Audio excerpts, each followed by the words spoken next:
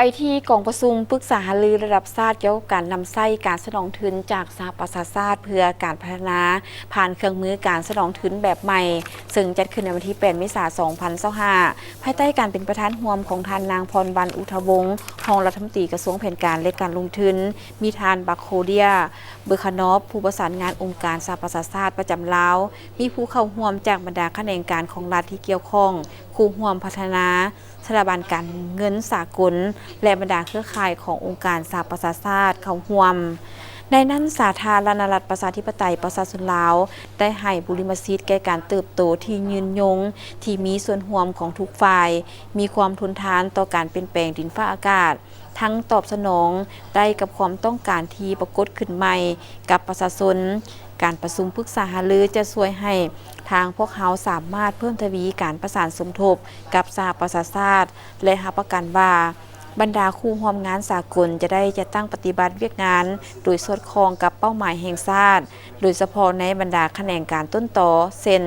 สาธารณสุขสาวหนุ่มการหันสู่ระบบดิจิตอลและการสร้างความทนทานจากการเปลี่ยนแปลงดินฟ้าอากาศซึ่งจะช่วยให้ทางสหประชาชาติสามารถตอบสนองความต้องการใหม่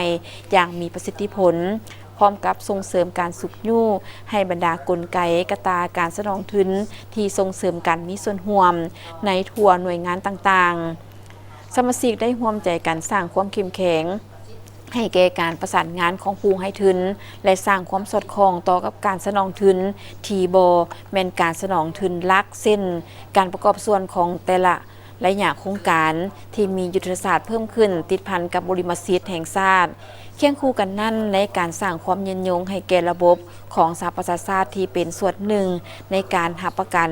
ความเป็นเจ้าการในการพัฒนาของสหประชาชาติให้มีประสิทธิผลและให้มีการนำพาอย่างรอบด้าน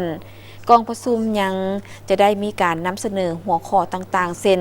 แผนพัฒนาเศรษฐกิจสังคมแห่งชาติแห่งสาธารณรัฐประชาธิปไตยประชาชนลาวความคืบหน้าของการบรรลุเป้าหมายการพัฒนาแบบยืนยงในภาคพื้น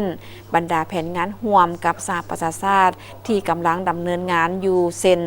แขนงส่งเสริมสุขภาพแม่และเด็กส่งเสริมสาวหนุ่มการปกป้องสังคมการหันเป็นดิจิตอลและมาตรการลดพรผลกระทบจากการเปลี่ยนแปลงดินฟ้าอากาศ